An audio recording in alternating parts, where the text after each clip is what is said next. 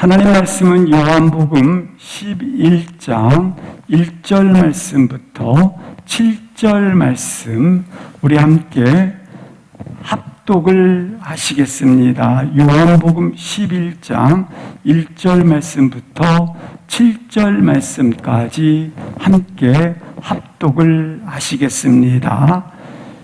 시작. 어떤 병자가 있으니 이는 마리아와 그 자매 마르다의 마을 베다니에 사는 나사로라.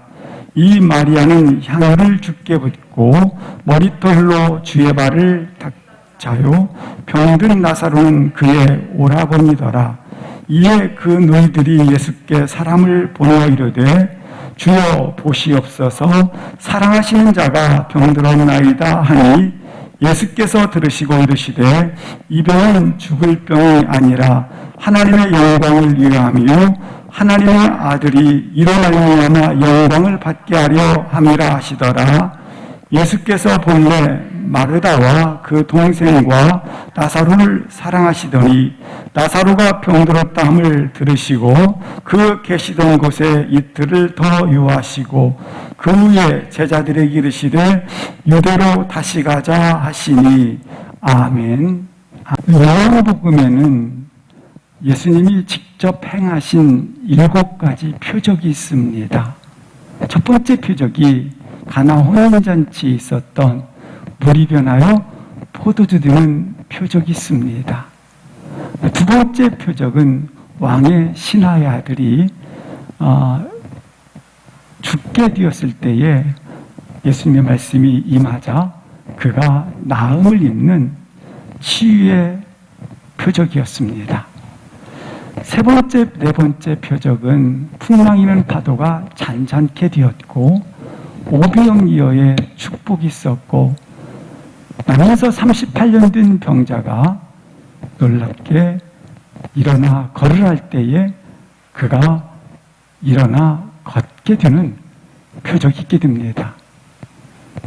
뿐만 아니라 태어나부터 맹인이었던 자가 실로암 연못에 가서 씻으라 할 때에 눈이 곧 밝아졌더라 라는 표적이 있었습니다. 그리고 오늘 본문의 마지막 표적인 나사로의 죽음과 부활의 표적이 기록되어져 있습니다. 표적은 기사와 이적을 담고 있습니다. 기적은 기적과 이사는 나타나는 현상들입니다. 근데 표적은 나타나는 현상을 담고 있는데 그것이 가리키는 영적 사인, 영적 표지판을 표적이라 부르는 겁니다. 그러니까 7가지 이 예수님의 표적들은 목적지가 있습니다. 무엇입니까? 십자가 가는 길입니다. 십자가 지는 길입니다. 그러니까 7가지 표적은 예수님께서 십자가 가는 길의 표지판과 같다라는 것입니다. 이 7가지 표적은 예수님은 어떤 분인가를 말씀해 주고 있습니다. 우리 예수님은 어떤 분이신가 한번 살펴보시겠습니다. 요한복음 1장 3절에 보면 첫 번째 예수님은 만물이 그로 말미암아 지은 바 되었다. 그러니까 예수님은 창조자이시라는 겁니다. 두 번째 예수님은 어떤 분이신가? 그 안에 뭐가 있었으니? 생명이 있었습니다. 그러니까 생명의 주라는 것입니다. 세 번째 예수님은 사람들의 빛이라 이 빛이 세상에 와서 각 사람에게 비추는 빛이었더라. 예수님은 참된 빛입니다. 계속해서 14절 말씀에 보면 예수님은 누구신가? 예수님은 놀랍게 하나님의 영광이라고 하는 것입니다. 이처럼 예수님은 표적을 통해서 자신이 누군지를 드러내시는데 그는 창조자요, 그는 생명의 주요, 그는 참 빛이요, 그리고 하나님의 영광이라고 하는 것입니다. 따라서 예수님을 만난 자마다, 예수님의 이름을 고백하는 자마다 이 빛이 들어온 것입니다. 생명이 들어온 것입니다. 죄악으로 죽을 수밖에 없는 나를 이 빛이 들어옴으로 말미암아 재창조의 역사가 있게 된 것입니다. 이 빛이 들어옴으로 말미암아 하나님의 영광이 내 안에 거하게 되는 축복을 받았다고 하는 겁니다. 우리 가운데 예수님을 다시 한번 만나는 귀한 은혜가 있기를 주의 이름으로 기도합니다. 근데 이렇게 예수님이 들어옴으로 말미암아, 예수님을 만남으로 말미암아 참 생명이 내 안에 있게 되었고, 그리고 그 빛이 들어옴으로 말미암아 나에게 재창조의 역사가 있게 된 것입니다. 사람은 누구나 함께 죽고 싶고 함께 살고 싶은 사람이 있습니다. 특별히 사랑하는 사람이 곧 죽게 되었을 때, 또한 깊은 병에 들었을 때 대신 죽고 싶고 대신 그 병을 지고 싶은 마음이 있는 것입니다. 아마 이것은 부모와 자식 간에 더더욱 그러한 관계가 아닌가 싶습니다. 우리도 부모님께서 또는 자식이 질병 가운데 놓여 있으면 대신 아파하고 싶고 대신 죽고 싶어 하지 않습니까? 마찬가지입니다. 오늘 본문에 예수님께서는 나사로를 대신하여 죽으셨고, 우리가 또한 허물과 죄로 죽었지 않습니까? 허물과 죄로 죽은 나를 대신하여 죽으심으로 말미암아 다시 살리신 사건, 나사로를 살리시고 나를 살리신 사건이 오늘 본문에 기록되어져 있다고 하는 겁니다. 먼저 1절 말씀을 보도록 하시겠습니다. 베다니에 사는 이제 사경을 헤매는 죽음에 이르는 그러한 병든 자가 있었습니다. 그 병든 자는 누군가 하면 오늘 본문이니까 나사로라고 말씀을 하고 있습니다. 나사로입니다. 근데 이 나사로는 동생들이 있었는데, 누이 동생들이 있었는데 마리아와 그 자매 마르다라 이렇게 소개를 하고 있습니다. 2절 말씀을 보시겠습니다. 2절에 보니까 마리아는 예수님과 어떤 관계에 있는지 개인적 관계 부분을 설명해 주고 있습니다. 먼저 5절 말씀을 먼저 보시겠습니다. 예수님께서 마르다와 그 동생 마리아와 그리고 나사로를 사랑하셨다라고 소개를 하고 있습니다. 이것은 가족 간에 친분이 있었다라는 겁니다. 예수님께서 이 나사로의 가족과 친분이 있었다라는 걸 의미하고 있고, 2절 말씀에 보면 다시 개인적 친분 관계도 깊었음을 보여주고 있는 것입니다. 그런데 본문에 보니까 여기 어떤 말씀이 기록되어져 있느냐 하면 예수께서 뭐 하시던 자였더라? 사랑하시던 자였더라. 이렇게 소개를 하고 있습니다. 특별히 이 마리아, 2절 말씀에 보시면 마리아는 어떤 자였습니까?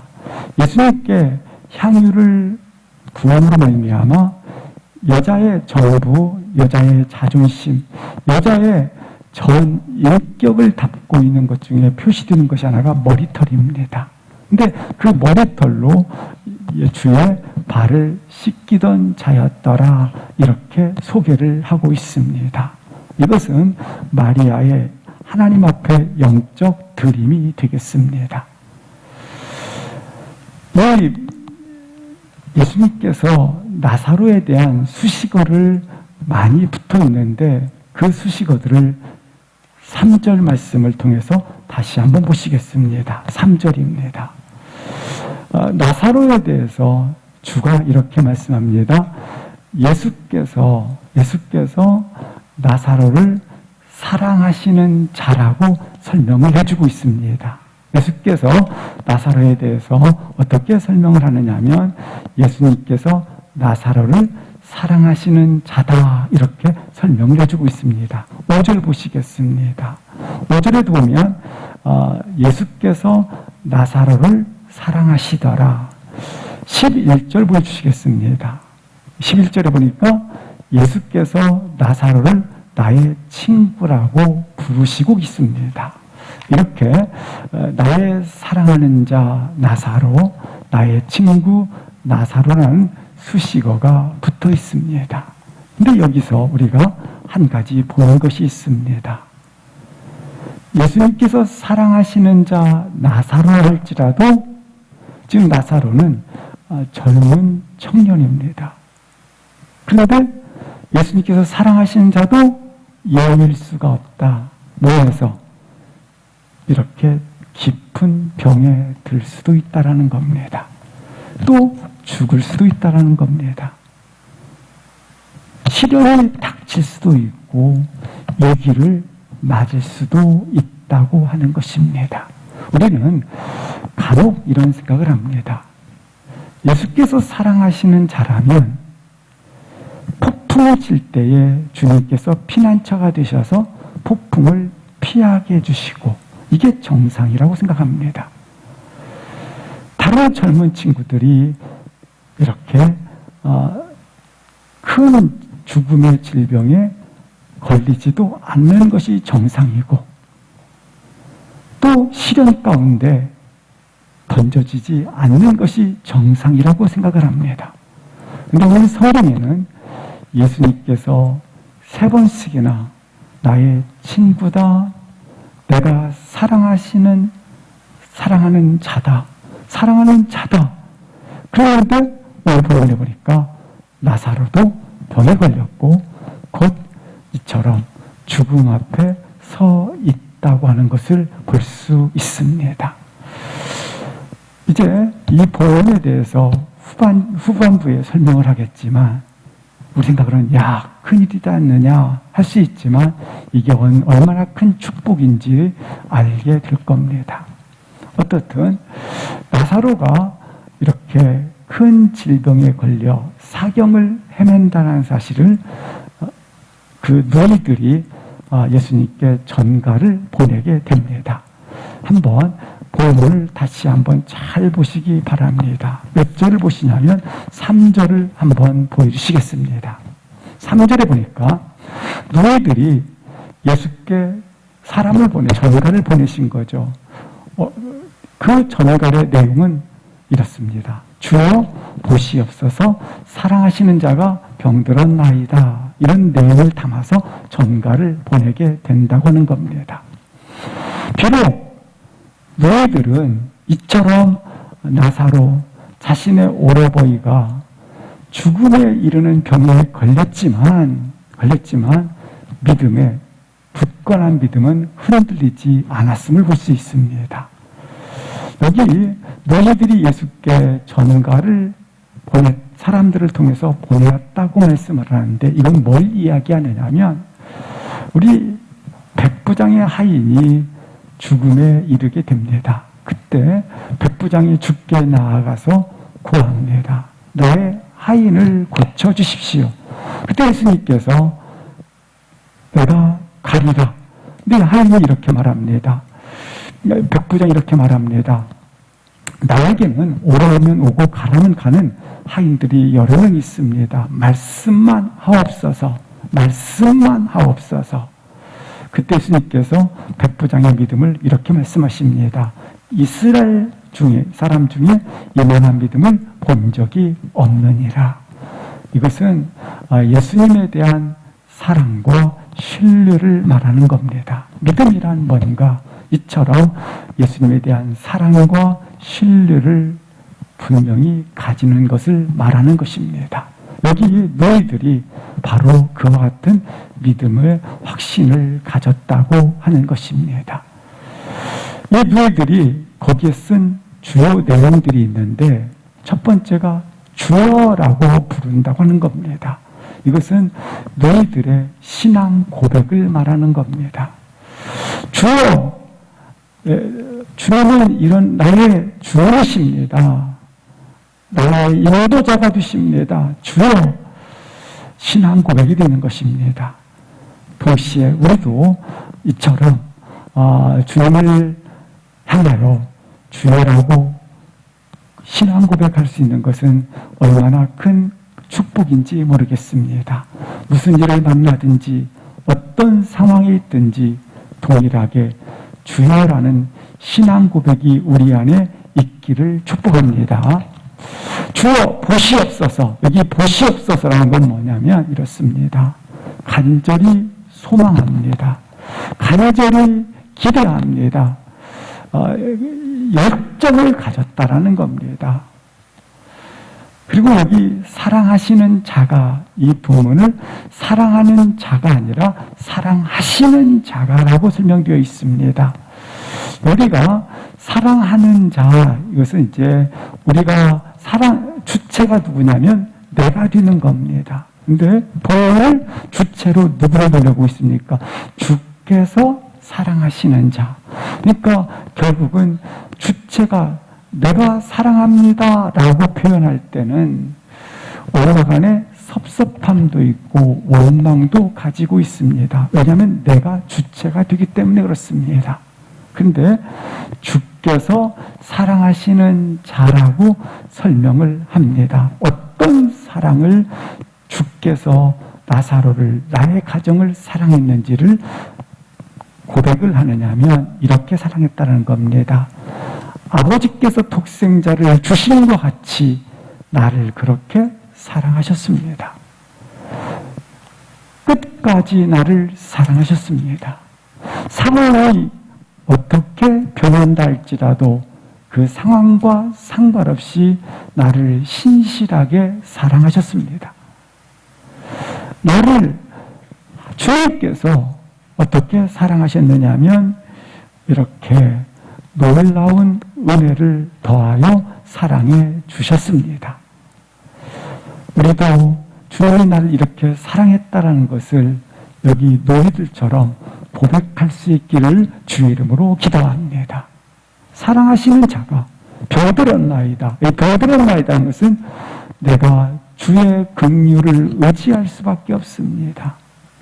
지금 이 형편과 이 상황을 우리가 뭐 할 수밖에 없나이까? 주의 긍휼을 의지할 수밖에 없습니다. 주님만은 쇠약한 이 질병으로부터 건질 수 있습니다. 이렇게 고백을 하고 있는 것을 볼 수 있습니다. 그렇다면 너희들이 어떻게 이와 같은 신앙 고백을 할 수 있는가 부분이 되겠습니다. 어떻게 이처럼 믿음 있는 고백을 할 수 있었는가 부분이라고 하는 것입니다. 어떻게 가능했습니까? 그렇습니다. 이 누이들은 놀랍게 비록 병에 있지만 그 병 속에 뒤에 숨어 있는 하나님의 선하신 목적과 선하신 뜻을 믿음으로 보고 있었다고 하는 겁니다. 하나님의 이 병을 통해서 가지고 있는 목적과 선하신 뜻을 그들이 분명하게 확신했기 때문에 이와 같은 고백을 한 것을 볼 수 있습니다. 동일하게 우리가 어떤 사건과 상황 속에 부딪혔을 때에 그 부딪힌 사건과 상황에 좌우되지 마시고 하나님께서 그 배후에 선하신 목적과 그의 뜻이 있음을 볼 수 있기를 주의 이름으로 기도합니다. 인나요? 내가 어떻게 하겠어요? 주여 보시옵소서. 사랑하는 자가 병들었나이다 고백을 한 것을 볼 수 있다고 하는 것입니다. 이러한 전가를 받은 예수님께서 이러한 반응을 두 가지로 보입니다. 4절을 보시겠습니다. 4절에 보니까 두 가지 이와 같은 전가를 듣고 예수님께서 반응을 보여주시고 있습니다. 첫 번째, 들으시고 저희가 들었잖아요. 첫 번째 반응, 이 병은 죽을 병이 아니다. 걱정하지 말라. 우리가 어떤 상황에 있든지 어떤 일을 만났든지 두려워하지 마십시오. 지금 이 병은 죽을 병이 아니라 염원하지 말아라. 두 번째 주님께서 반응하십니다. 이 일은 하나님의 영광을 위함이요 동시에 아들로 말미암아 하나님의 영광을 가지게 하려 함이라 말씀을 해주고 있다고 하는 것입니다.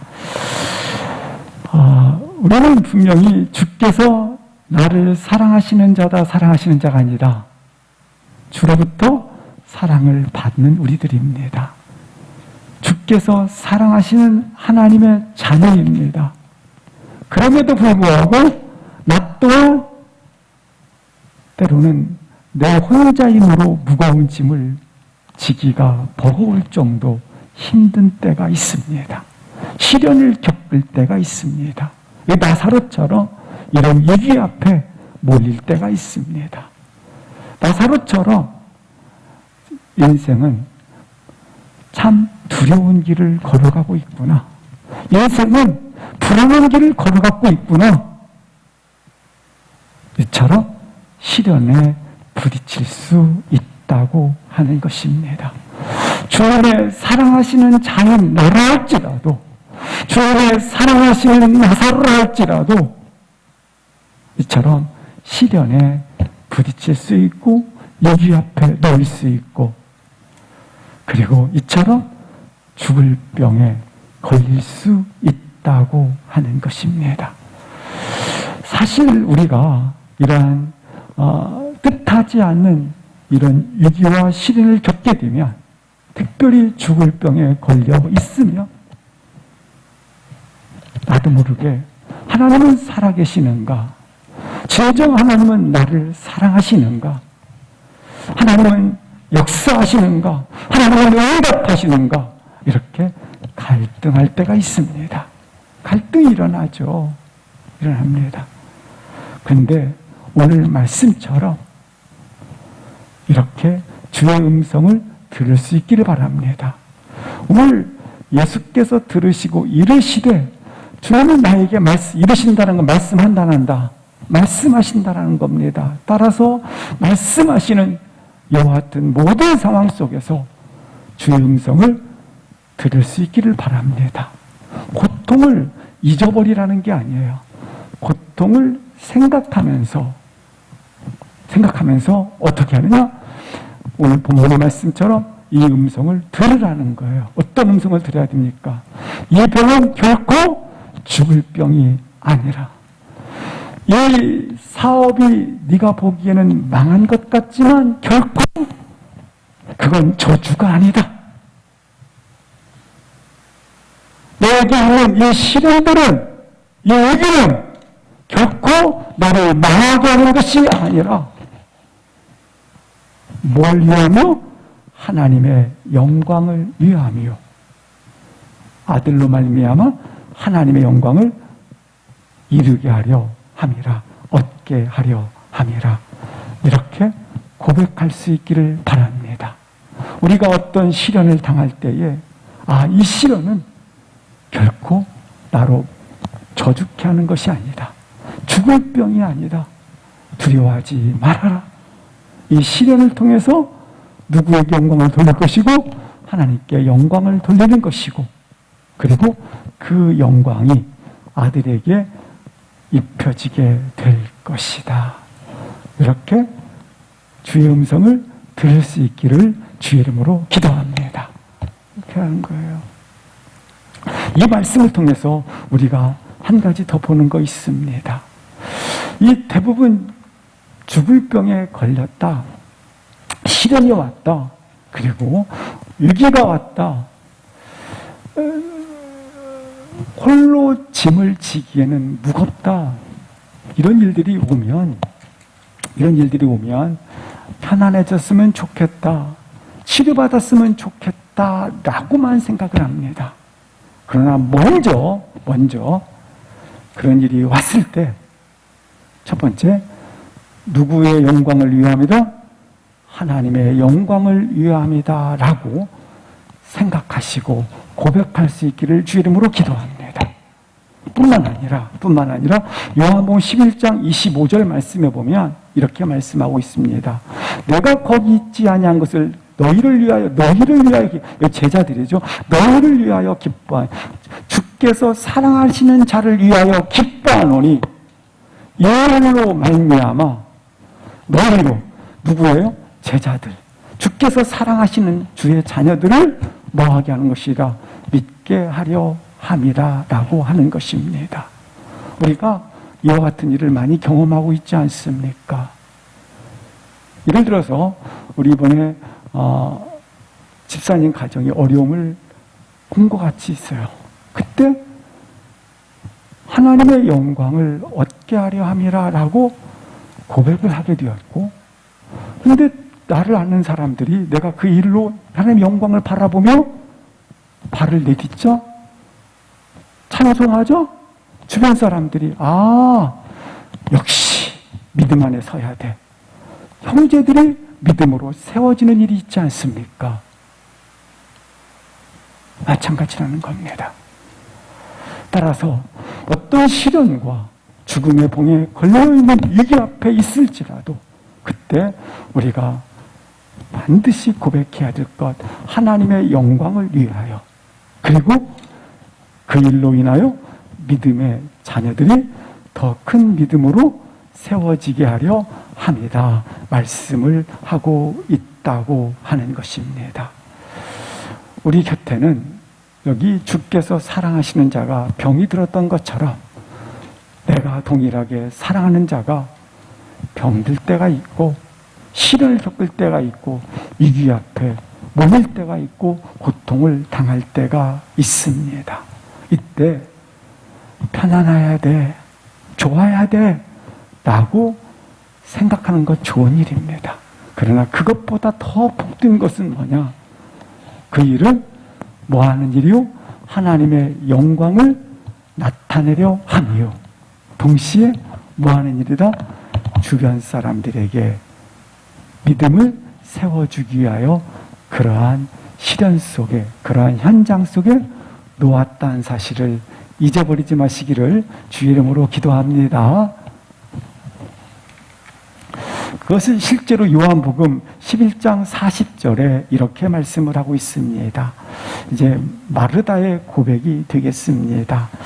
한번 같이 읽겠습니다. 크게 읽겠습니다. 시작. 예수께서 이르시되 내 말이 내가 믿으면 하나님의 영광을 보리라 하지. 이렇게 하나님의 영광을 보게 된다라는 거예요. 실제로 나사로는 죽었습니다.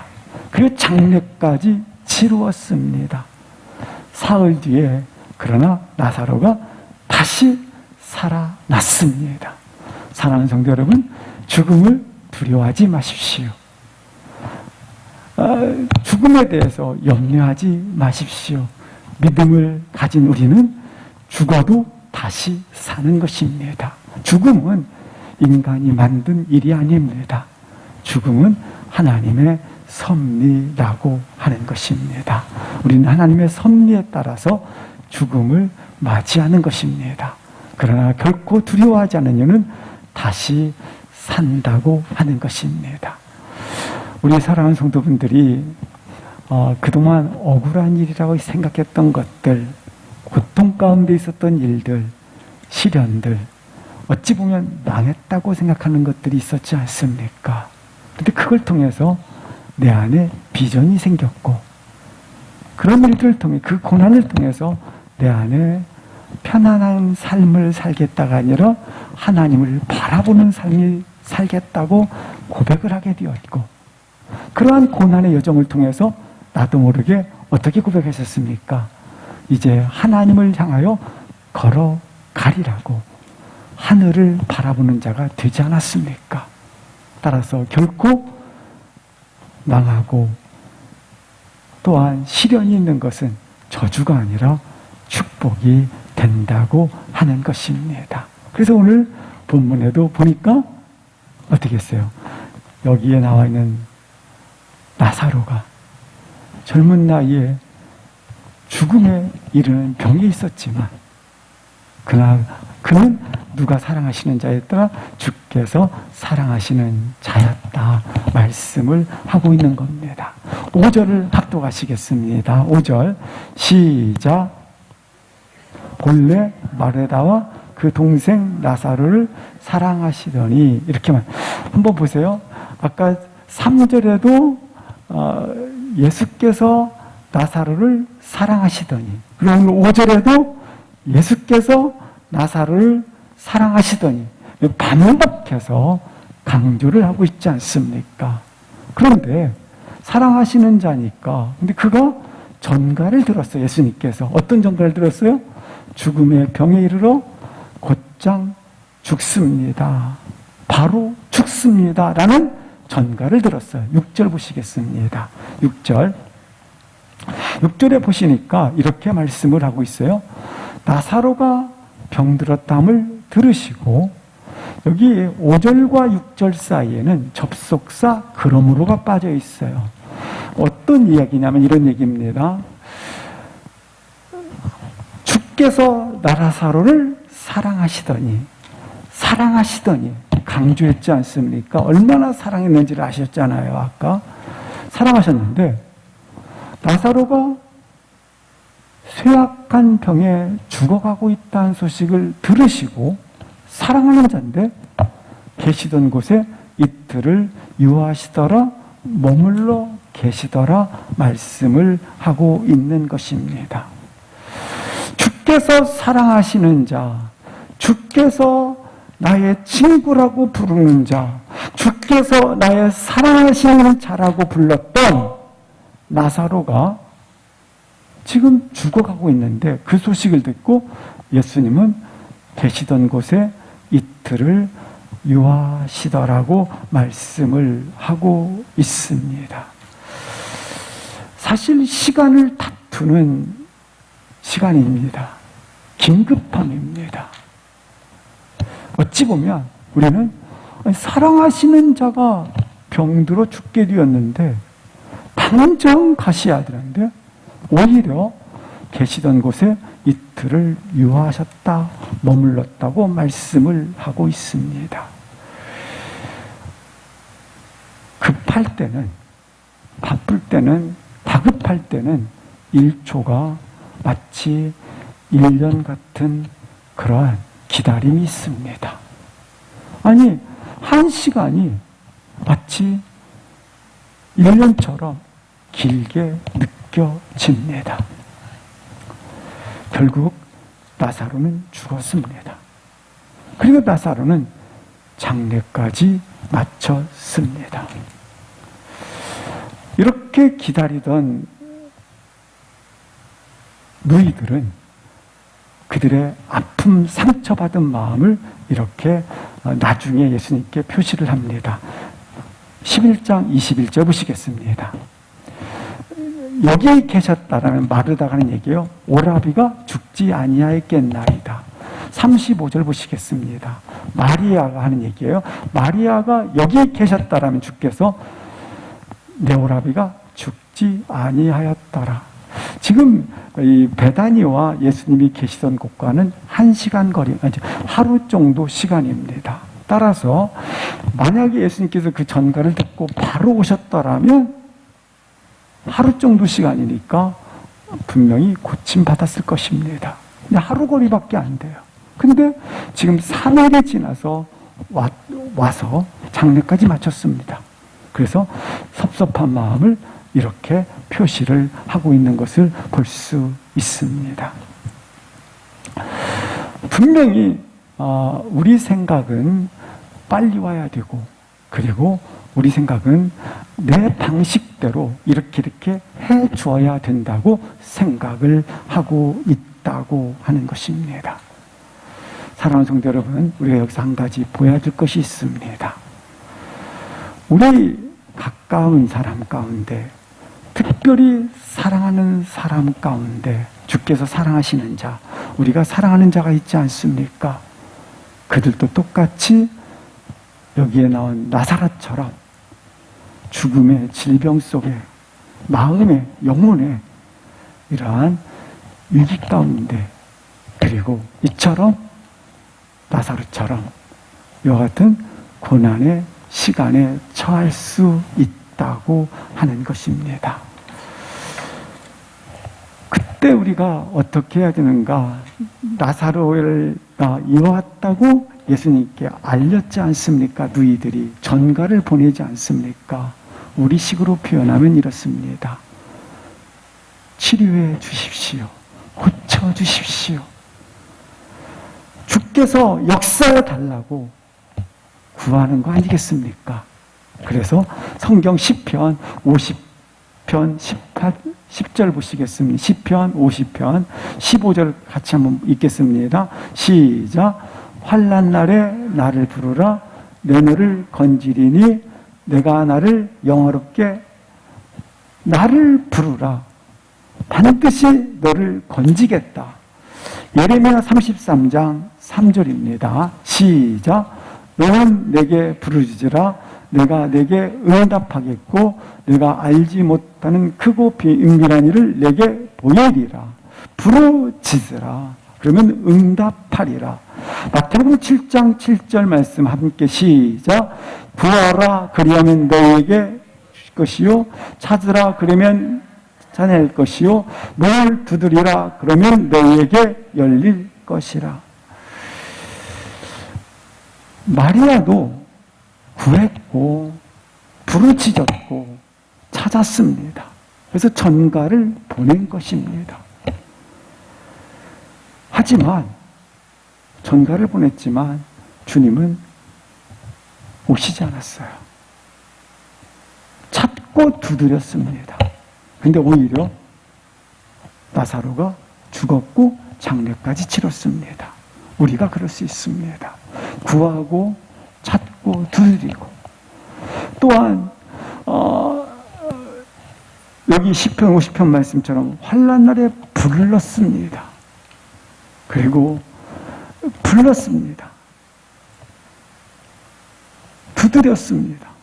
그런데 죽고 장례까지 치른 겁니다.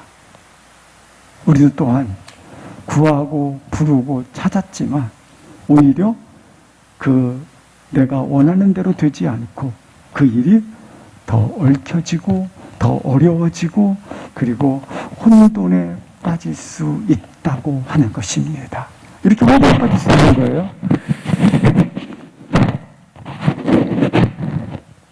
혼돈에 빠질 수 있는 거죠. 이렇게.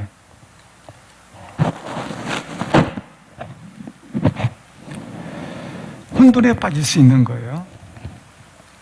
그래서 정말로 이와 같이 되면 하나님은 살아계시는가? 하나님은 역사하시는 건가? 하나님은 진정 나를 사랑하시는가? 이렇게 갈등을 하기도 합니다. 그러나 의심도 한다라는 거죠. 그런데 우리가 잘 아시는 요셉이 있지 않습니까? 다니엘이 있지 않습니까? 이와 같이 더 미궁 속에 빠졌던 그들이지만 하나님께서 결국 애굽의 총리 대신으로 그리고 다니엘을 민족의 지도자로 세워주는 것을 볼 수 있습니다. 믿음의 원칙이 있습니다. 환난 날에 부르라 건지리라 부르라 역사한다라는 것이 믿음의 원칙입니다. 그런데 믿음이 오히려 이처럼 나사로가 죽고 장례가 치러졌던 것처럼 더 미궁에 빠지는 것처럼 보일 때 이 믿음의 원칙이 무너지는 것이 아닌가 생각할 수 있습니다. 그러나 꼭 기억하시기 바랍니다. 하나님은 더 선한 것으로 준비하셨고 계획하셨다는 사실을 기억하시기 바랍니다. 조금 후에 다시 그 부분을 설명을 하게 될 텐데 오늘 보면 꼭 기억하시기 바랍니다. 믿음의 원칙은 무너지지 않습니다. 무너지는 것처럼 보일 뿐이라고 하는 것입니다. 그렇다면 예수님은 나사로에 대한 병듦에 대한 전가를 듣고 오히려 계시던 곳에 이틀을 유하셨다. 마르다와 마리아는 지금 와주기를 기대하였다. 여기서 우리가 볼 수 있는 것 있습니다. 첫 번째, 하나님의 시간과 마르다와 마리아는 인간의 시간은 다르다고 하는 것입니다. 항상 인간의 시간은 모든 것에 대해 나 중심으로 하는 것입니다. 내가 지금 급하니까 지금 역사해 주십시오. 지금 이렇게 일을 해 주십시오. 모든 것에 대해서 나의 때를 중심으로 생각을 합니다. 지금 상황이 급하니 지금 당장 오셔서 이렇게 해결을 하십시오. 이렇게 인간의 시간은 말을 하는 겁니다. 그러나 하나님의 시간은 정확한 시간에 하루도 늦지 않고 하루도 빠르지 않게 정확한 때에 가장 하나님이 선하신 역사를 이루는 그 시간에 정확한 때에 오셔서 일한다는 사실을 기억할 수 있기를 주 이름으로 기도합니다. 오늘 이틀을 머무르지 않습니까?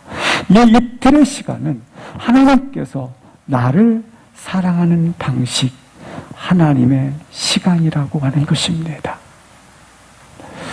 두 번째, 오늘 본문을 보면서 하나님과 나 사이, 인간 사이죠. 하나님과 인간 사이에 문제가 있으면, 관계가 해결되지 않으면 문제가 남아있는 상태로 복을 주지는 않는다라고 하는 겁니다. 문제가 남아있는데 복을 준다는 것은 뭡니까? 실상은 참된 복이 될 수 없지 않습니까?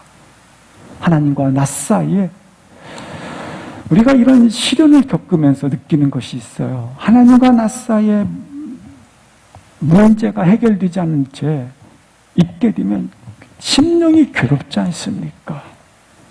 그러면서 내 것을 빼내고 버리고 내려놓지 않습니까? 그러다가 하나님의 생각과 나의 생각이 문제가 해결된 시간이 됐을 때 영혼이 기뻐 뛰며 아멘 하고 보면 문제가 해결되어 있어야 되겠어요? 해결되어 있지 않습니까? 이거 갖다가 기다림이라고 말을 하는 겁니다. 성경 기다림에 대해서 인내라고 표현을 합니다. 이 인내는 야고보서 1장 2절부터 4절 말씀을 보시겠습니다. 거기 보면 온전히 기쁘게 여기라 3절 보시겠습니다. 시작. 이는 너희의 믿음의 시련이 인내를 만드는 줄 너희가 알미라. 인내를 온전히 이루라. 이는 너희로 온전하고 구비하여 조금도 부족함이 그렇습니다. 인내는 나로 온전하고 구비하여 나로 성숙시킬 뿐만 아니라 동시에 성숙된 자가 되었으므로 조금도 뭐하게 하느니라 부족함이 없게 한다라고 하는 것입니다. 우리 예수님은 나를 오랫동안 기다리셨어요. 만나기 위해서 2000년 동안을 기다려 오셨어요. 기다림이 얼마나 복인지 이사야 30장 18절에 이렇게 말씀하고 있습니다. 시작. 그러나 여호와께서 기다리시나니 이는 너희에게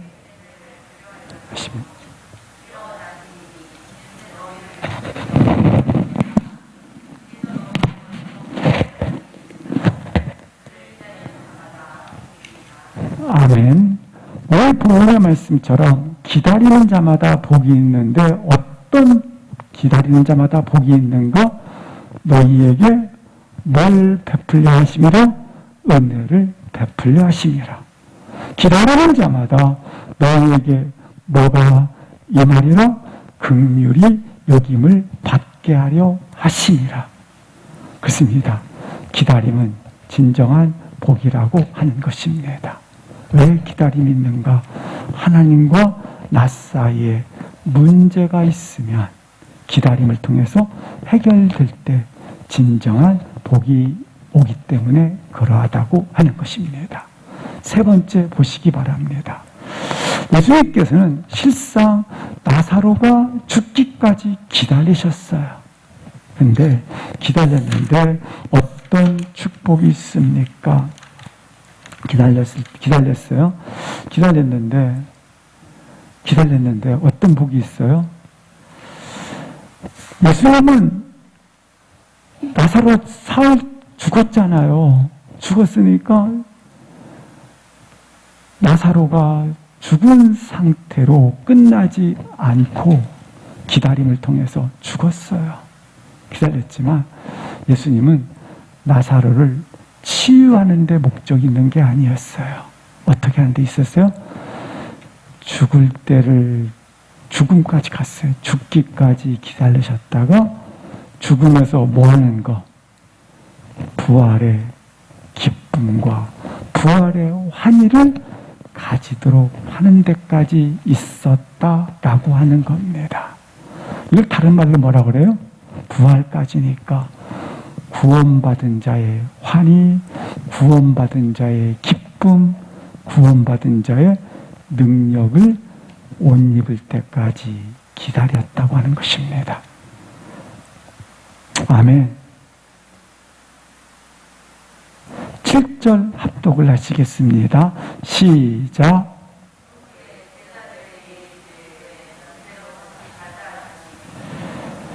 자, 보세요. 지금 나사로는 죽어가고 있는데 쇠약한 병으로 죽어가고 있지 않습니까?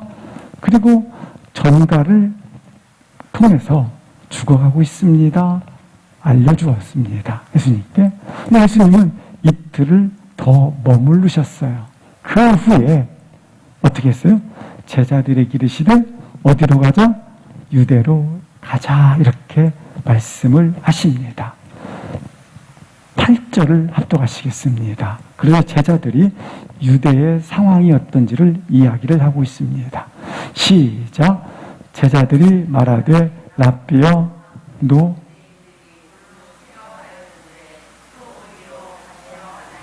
아멘.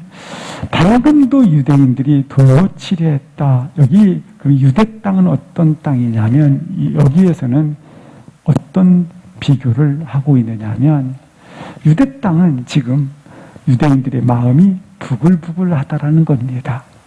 당신이 예수님께서 신성 모독죄에 해당된다고 도로 치려하였고 잡으려 했고 또 죽이고자 마음이 부글부글 끓어오르는 것이 바로 유대인들의 마음 상태라고 하는 겁니다. 그런데 예수님께서 이렇게 그 후에 그러니까 이틀이 지난 후에 다시 제자들에게 유대 땅으로 들어가자 이렇게 말씀을 하고 있다라고 하는 겁니다.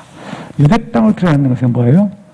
예수님께서 십자가 지기 위한 시간이 시작되었다라는 겁니다. 다른 말로 예수님은 이 땅에 왜 오셨는가? 십자가에 죽기 위하여. 예수님은 이 땅에 왜 오셨는가? 십자가 지기 위하여 오셨지 않습니까? 이 8절을 기점으로 해서 예수님께서 십자가의 길로 들어가셨다라고 하는 겁니다. 다른 표현으로 말하면 뭐예요? 나사로는 병됨으로 말미암아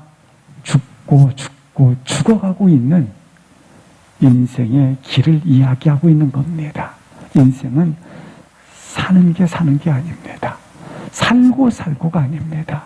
인생은 나사로처럼 죽음의 병에 의해서 죽고 죽는 걸 얘기합니다. 근데 예수님도 똑같이 죽으세요. 예수님께서는 어디에서 죽으세요? 십자가의 대속적인 죽음을 맞이하십니다.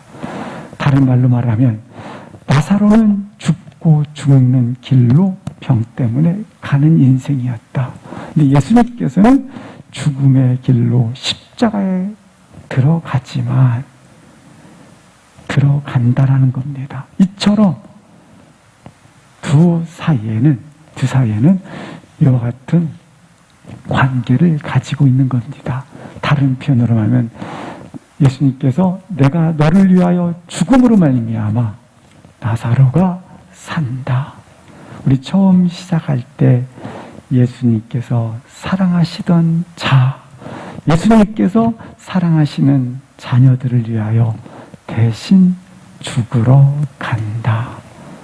그렇습니다. 사랑하는 성도 여러분, 나를 살리려 예수 그리스도께서 대신 죽었다고 하는 것입니다. 허물과 죄로 죽는 나사로처럼 죽고 죽는 인생 길에서 예수님께서 대신 죽으심으로 살아나고 살리셨다. 오늘 본문에서 말씀을 하고 있는 것입니다. 예수님은 오늘 우리에게 말씀하십니다. 내가 죽음으로 너희를 살리노라. 내가 죽음으로 너희를 살리노라. 난 이것을 위해서 왔고 나는 이것을 위해서 죽노라. 그래서 결국 죽으심으로 말미암아 나의 구원을 완성하셨습니다. 이걸 갖다가 뭐라고 하냐면 하나님께 영광을 올리는 것이요 아들로 하나님의 영광을 얻게 하려 함이다. 말씀을 하고 있는 것입니다. 예수님께서 대속적 죽음으로 나사로를 살리셨습니다. 사랑하시는 자, 예수님이 사랑하시는 자, 자녀인 우리를 살려주셨습니다. 나사로는 실상 죽고 죽어가는 그러한 인생의 그림자입니다. 죽음의 세력입니다. 인생은 누구나 예의 없이 인생은 죽음의 세력으로 인해서 슬픔과 절망에 빠져 있는 것입니다. 그러나 여기 유대로 가자라고 하는 것은 아까 유대는 죽고 죽이는 것에 그와 같은 표시를 말씀해 드렸습니다. 그러니까 죽음의 땅으로 들어가자, 죽음과 맞서자, 죽음을 내가 없이 하리라는 겁니다. 유대 땅으로 들어가자라고 하는 것은 죽임을 부시러 가자라는 겁니다. 인생의 끝없는 절망과 슬픔을 가지고 있는 이 죽음들을 쳐 부수러 가자. 그렇습니다. 예수 그리스도만이 죽음의 세력을 끝내신 유일한 분이십니다. 죽음으로 치닫고 있는 인생들을 살리신 유일한 분은 예수 그리스도라고 하는 것입니다. 이 예수 그리스도, 그분이 나를 살리려 대신 죽으셨다는 사실을 가지시고 다시 한번 너희들의 신앙 고백처럼 나의 신앙 고백이 이와 같은 고백 가운데 서 있기를 주의 이름으로 축복합니다.